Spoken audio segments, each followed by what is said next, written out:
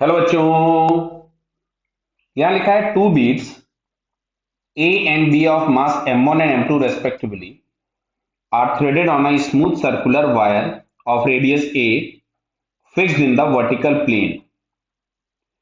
B is stationary at the lowest point while A is gently dislocated from rest at the highest point. A collides B at the lowest point.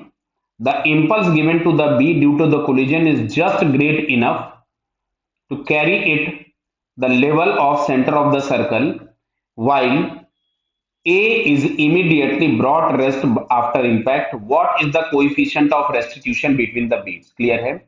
तो जैसा कि पिछले question में हालांकि velocities निकाल चुके हैं, अगर हम लास्ट वाला क्वेश्चन दोनों साथ में पाएंगे तो हमारे पास कैलकुलेशन पार्ट ऑलमोस्ट नहीं है, बट मैं आपको फिर से सारा कैलकुलेशन करके दिखा रहा हूं।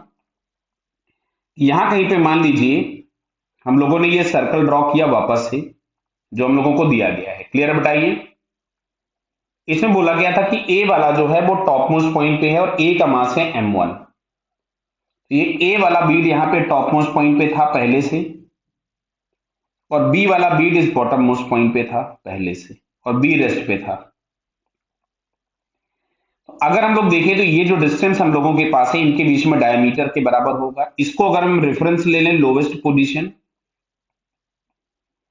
तो by the conservation of energy सबसे पहले मैं m1 की वेलोसिटी फाइंड करना चाहता हूं। तो अगर इनिशियल एनर्जी देखेंगे तो मिलेगा m1 इंटू जी इंटू 2r, और r बराबर a दिया था क्वेश्चन में फिलहाल, इज इक्वल्स टू यहां से हम लोग लिख सकते थे half m1 into V1 square.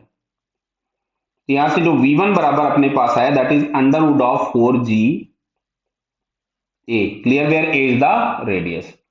यानी जब ये बीड m1 वाली इस बॉटम मोस्ट पॉइंट पे पहुंची है, ये m1 है मतलब a बीड है, तो इसके पास यहां पे एक वेलोसिटी आ चुकी थी v1 जो कि हम लोगों को दिया गया था। अब बोला गया a और b का कोलिजन हुआ, a रेस्ट पे आ गया और b निकल पड़ा।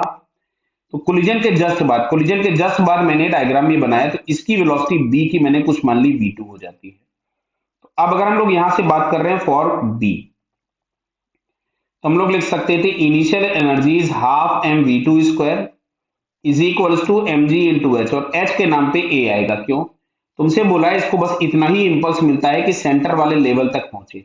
तो अगर ये सेंटर वाले लेवल तक पहुंचा तो जो यहां से हाइट अटेंड हुई होगी इस रेफरेंस से वो ए के बराबर होगी। तो यहां से अगर हम लोग देखें तो इस एम से एम कैंसिल हो गया, तो इसको जो v2 वेलोसिटी मिली है that is under root of 2ga। क्या बात क्लियर हो रही है? आप चाहो तो इसमें m2 मास रख सकते थे m की जगह, हालांकि वो भी कैंसिल हो जाता। फिर कोएफिशिएंट ऑफ रेस्टिट्यूशन आपसे पूछा गया है जिसको हम लोग e से डिनोट करते हैं। तो e बराबर हम लोग लिखते हैं relative velocity after upon relative velocity before.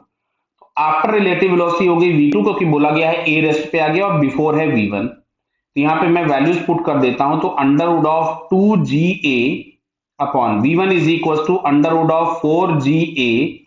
तो ये कैंसल आउट होकर के आपको मिलेगा 1/√2। तो E इज इक्वल टू 1/√2। अगर हम चेक करें तो यहां पे ये हम लोगों को फोर्थ वाले ऑप्शन में दिया है 1/√2। Clear? So it's fourth answer is correct. Clear है बेटा? Okay, all the best.